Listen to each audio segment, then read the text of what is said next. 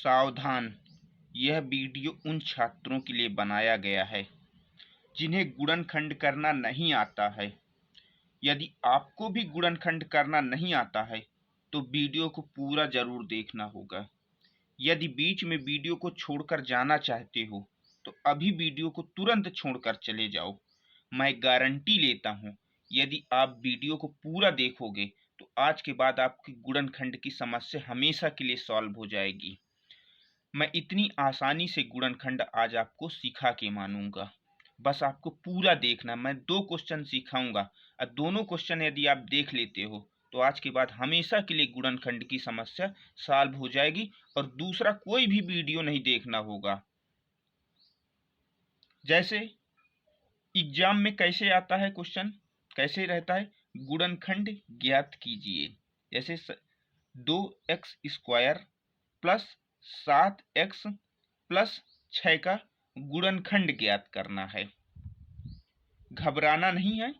सबसे पहले क्या किया जाता है, ये जो लास्ट में लिखा रहता है ये क्या है, 6 लिखा है, इसका गुणा x² के पहले जो लिखा रहता है इससे करते हैं। तो x² के पहले क्या लिखा है, पहले तो 2 लिखा है, तो 6 का गुणा 2 में करेंगे। देखो करते हैं, 6 का गुणा हमने 2 में किया तो कितना आ गया, 12 आ गया।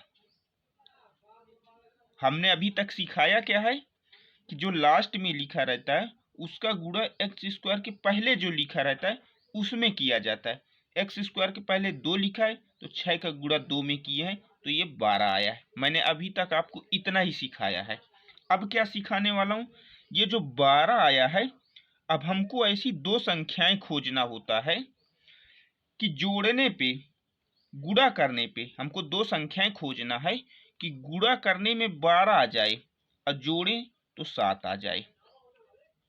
तो हम संख्या जैसे खोजते हैं, 2 6, तो गुणा करने पर देखो 12 आ रहा है, 2 छंग 12। हमने संख्या क्या खोजी है, 2 6, तो 2 छंग 12 हुआ।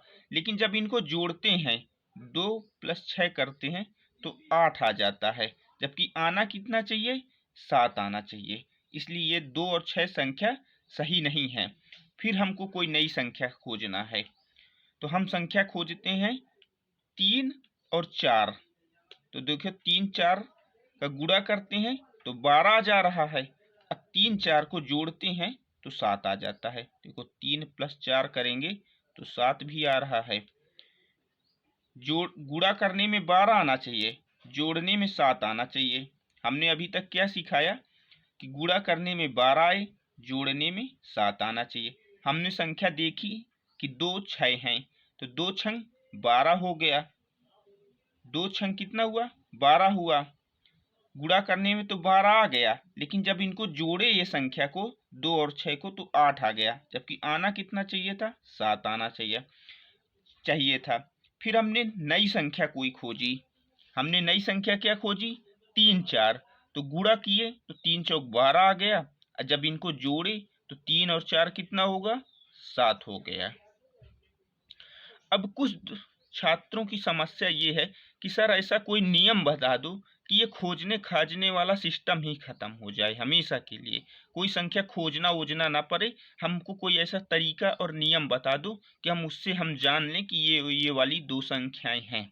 तो मैं आपको वो नियम भी बता देता हूँ, जिसको इसमें समस्या खोजने में नहीं खोज पाता है तो इस नियम से वो अपना संख्याओं को खोज देख ले और वही संख्याएं होंगी, देखना। ये जो हम गुणा करने में आया है 12, इसी 12 का हमको क्या करना है, गुणनखंड करना है, एलसीएम निकाल लेना है। तो 2 छंग 12, 2 3 6, 3 1 3। अब इनका गुणा करो, 2 2 का 2 2 का गुणा किए कितना आया, 4 आ गया। और 4 का गुणा 3 में करो तो कितना आ गया, 12 आ गया। तो संख्या क्या मिली, 4 3। जिनको खोजने का ये नियम नहीं पता है, संख्या नहीं खोज पाते हैं, उन छात्रों के लिए ऐसे गुणनखंड कर लो। देखो गुणनखंड हमने किया तो 2 दूनी 4 आ गया, और 4 का गुणा 3 में किए तो 12 आ गया। तो संख्या हमको 4 और 3 मिल गई हैं, 3 और 4 ये संख्याएं हमको यहाँ से मिल गई हैं। जिन छात्रों को गुणनखंड खोजने में दिक्कत होती थी, संख्याएं खोजने में, उनके लिए ये हो गया। देखो संख्या क्या मिली थी, 3 और 4। 3 4 को जोड़ने में 7 भी आ रहा है और 3 4 को गुणा करने में 12 भी आ रहा है। अब देखो यहाँ पर 7 के बाद में x लिख रहा है, ये x लिखा है तो हम 7x लिखेंगे। तो यहाँ पर भी x लगा देंगे और यहाँ पर भी x लगा देंगे। ये 4x हो गया, 3x है प्लस 4x है। इसको एक बार और लिख लेते हैं, 3 + 4 = 7। ये संख्या हमने खोजी थी।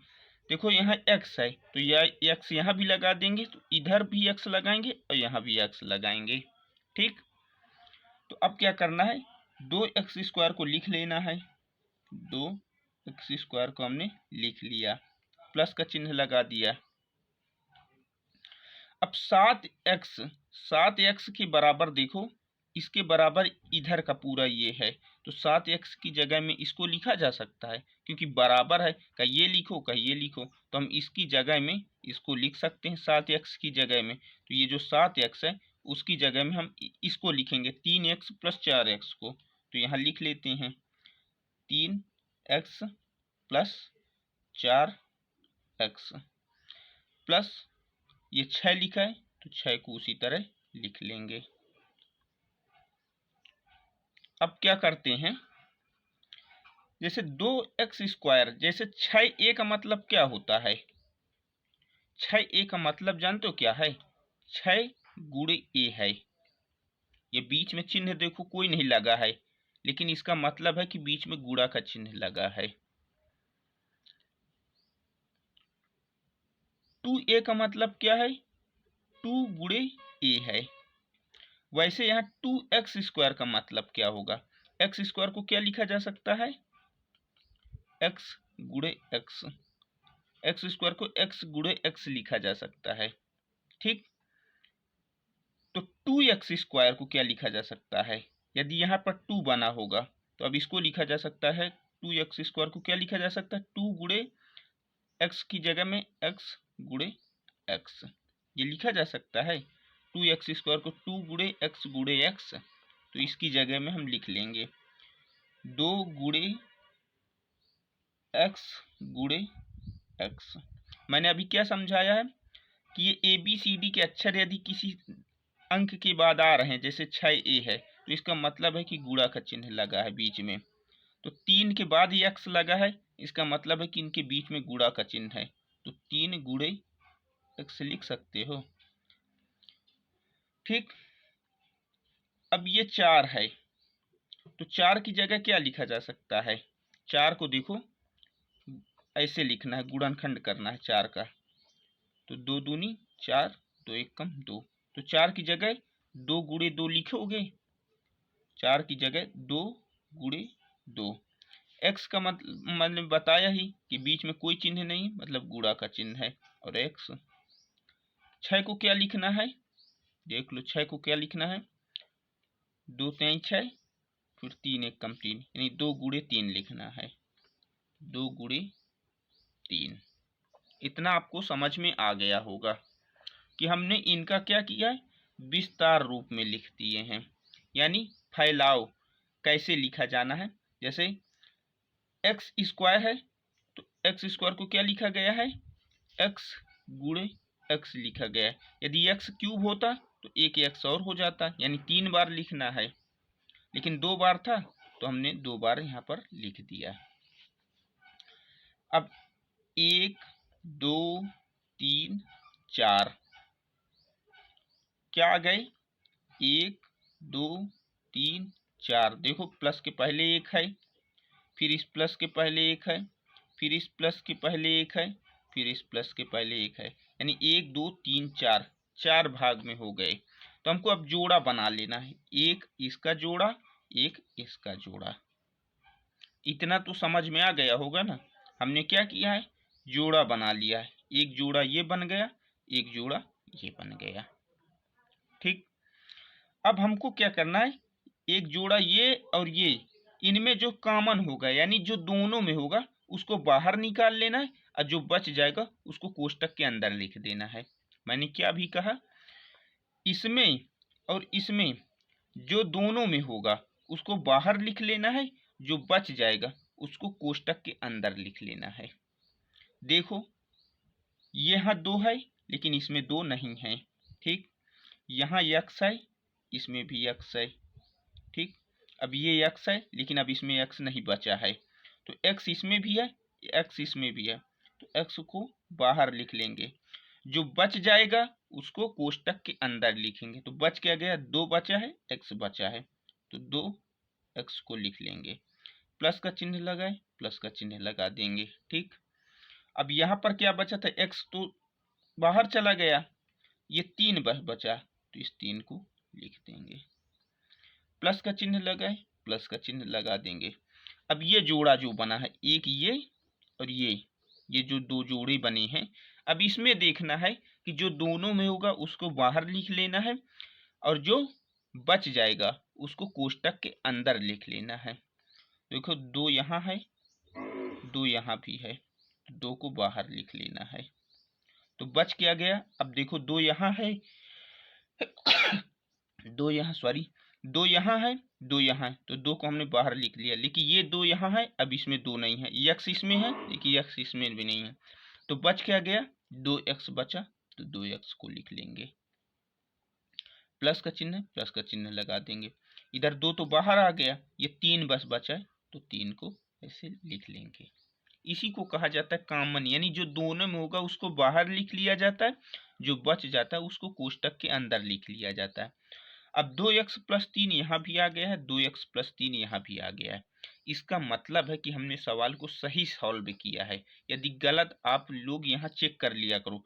पहले कोष्टक में यदि 2x प्लस 3 आया है, दूसरे में 2x प्लस 5, 2x प्लस 7 कुछ भी आ जाता, मतलब इससे अलग आता, तो इसका मतलब है कि आप लोगों ने गलत सवाल को हल सॉल्व किया है। या ऐसे चेक भी कर लिया करो।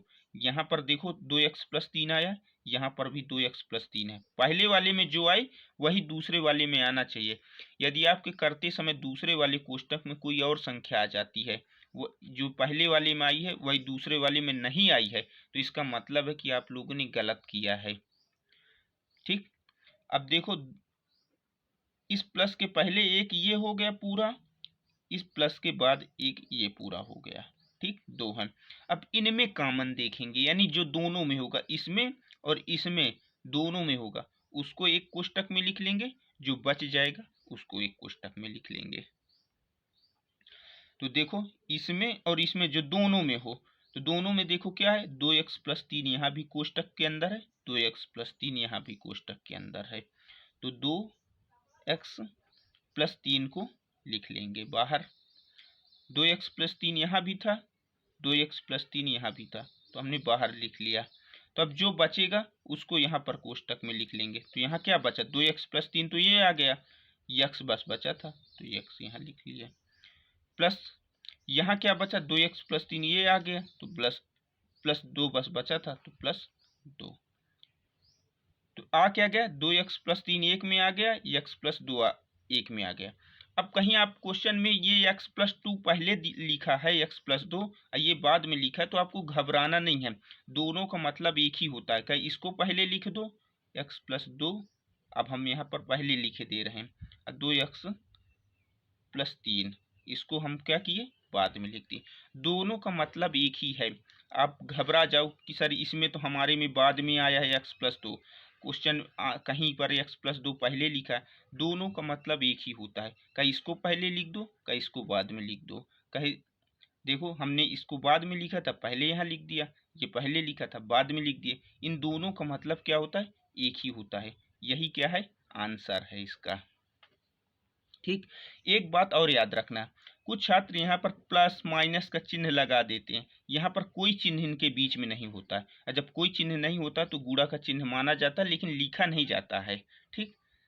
ये हमेशा याद रखना। मैंने देखा है कई लड़के बीच में इनके चिन्ह लगा देते हैं, इन चिन्ह को नहीं लगाया जाता है, क्योंकि इनका मतलब भी वही होता है, गुणा का चिन्ह है बीच में इनके छिपा है, वो लिखा भी नहीं जाता। कोई प्लस का चिन्ह लगा दे, कोई माइनस का चिन्ह लगा दे, ये हमेशा याद रखना, ठीक। एक क्वेश्चन मैं आपको दे रहा हूँ सॉल्व करने के लिए, ऐसे जैसे मैंने आपको सिखाया है इसी तरीके से आप सॉल्व करना, और उसमें क्या आंसर आया कमेंट करके मुझको बताना। ये गुणनखंड ज्ञात करना है 2x² प्लस 8x प्लस 8 का। जैसे मैंने आपको सिखाया है उसी तरह इसको आप सॉल्व करना और आंसर को कमेंट में बताना कि क्या आया है। वीडियो आपको पसंद आया हो तो लाइक कर देना और चैनल को ऐसे ही वीडियो देखने के लिए सब्सक्राइब कर लेना।